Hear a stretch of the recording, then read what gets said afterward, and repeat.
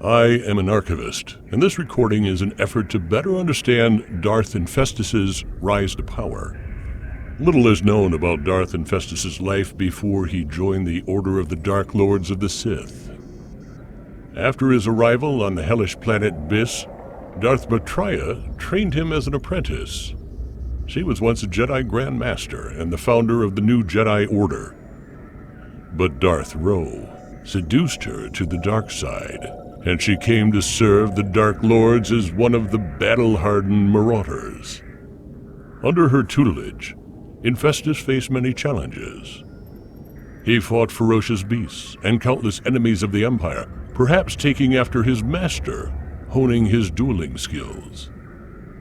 His talents did not go unnoticed. He rose through the ranks quickly. Eventually, he was even able to hold his own against the Fist, Darth Arcana. It wasn't until Darth Validus, the Sith Emperor of that time, appointed him as governor of Prakith and named him a Darth that he took an interest in Sith alchemy under the tutelage of Darth Nix, the arch-sorceress of the Order. In the depths of Darth Anadu's keep on Prakith, he discovered ancient knowledge that would forever change his path. But peace is an illusion, and events with far-reaching consequences on the capital world of Biss would soon keep him from his off-world studies. In accordance with Sith tradition, Emperor Validus's reign was not meant to last. As the oldest of the Emperor's hands, Darth Gavakt challenged him for the throne. Darth Infestus bore witness to the ensuing battle, and seemingly with great ease, the Shistavanan hand overcame the Emperor. Yet he was deceived, for Darth Validus's spirit survived. Twice more would the two confront each other, but during their last encounter, Emperor Validus abdicated the throne willingly, leaving Darth Gavakt, now renamed Emperor Novo, in charge. For a brief time, stability returned to the Empire under Emperor Novo's reign, until disaster struck again. The Shistavanan ruler was presumed dead when his flagship, the SSD Devastator, was attacked and destroyed by a traitorous general's NC-304 in the aftermath of Novo's demise. Darth Destius, the most senior Dark Counselor, proclaimed himself the new Sith Emperor. Through various decrees issued by the new Emperor, Biss underwent reconstruction on a planetary scale under the supervision of Darth Infestus, evolving its once Templar landscape to a thriving metropolis worthy of the Imperial Center, the Imperial City of Kyle. Thus, Darth Infestus became known as the Dark Architect of the Empire and was offered a seat on the Dark Council shortly after.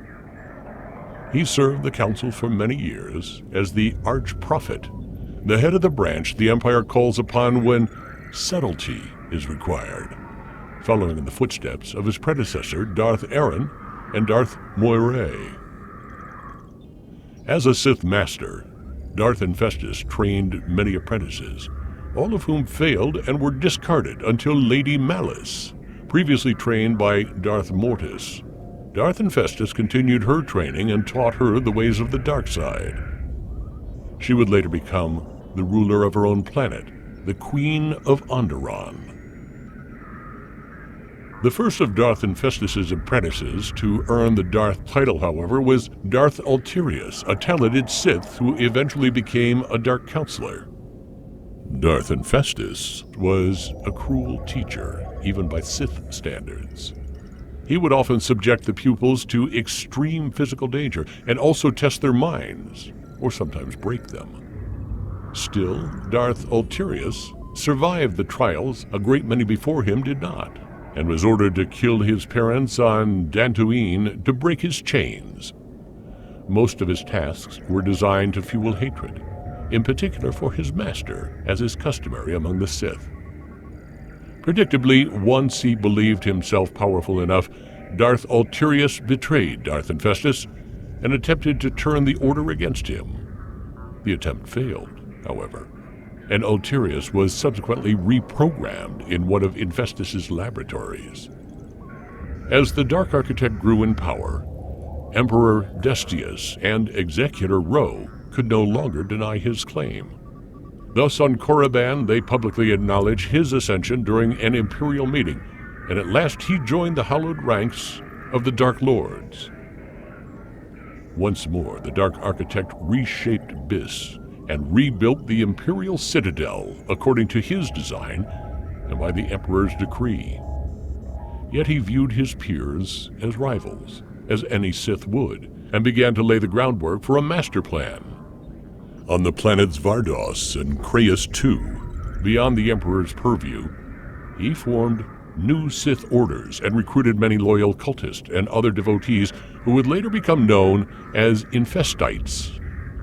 He knew Emperor Decius was powerful beyond measure, but after years of preparation he finally put his plan into motion and dethroned the Arcanian tyrant by luring him into a trap on Dromund Kaas. He thought himself victorious and claimed the throne, crowning himself the new emperor, but his victory turned out to be short-lived. The following week, Darth Ro challenged him and publicly beheaded him. At the time, she did not realize that Darth Infestus' spirit had survived, or that Darth Decius was still alive. Yet even upon the Arcanian's return, he never did reclaim the throne. Instead, he chose to pursue other interests, much like Darth Validus before him. Legend has it that an ancient Sith cave located deep beneath the surface of the volcanic planet Mustafar served as a locus for the dark side of the Force, which could be used to resurrect the dead. Lord Monith, the architect of Fortress Vader and a great inspiration to Darth Infestus, constructed his masterwork on top of this locus several centuries ago. It was there that the Sith Empire discovered Darth Infestus' spirit still endured and thwarted his first attempt to return. Many years passed, and the Sith Empire saw stability restored under Empress Ro. But always there loomed the threat of Darth Infestus' return. It is said some among the Sith communicated with his spirit, and there were always whispers of the Infestites and their schemes. The fact that he was the architect of Kyle City made it harder to dismiss him as a figure of the past, for his work remained a testament to his power. This changed when the Infestites made their move and attacked the Citadel. In retaliation, Empress Ro ordered her flagship, the Rojian, to level the city, eradicating every Infestite and the Dark Architect's work in one fell swoop, hoping to wipe the slate clean. Unbeknownst to the Empress, Darth Infestus predicted she would not evacuate the city, cruel as she is, save for the Sith and their military. Millions of lives were sacrificed that day. Her act of mass destruction activated the Lucarne of reawakening Darth Infestus' final masterpiece, a device that was designed to absorb the energy of the sacrificed in an arcane Sith ritual that would grant the Dark Architect's spirit sufficient power to return. It seemed that in their demise, the Infestites finally succeeded.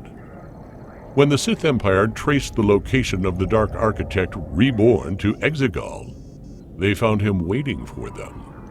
In a ritual that took him no less than 30 cycles to complete, he became exceptionally powerful in that place.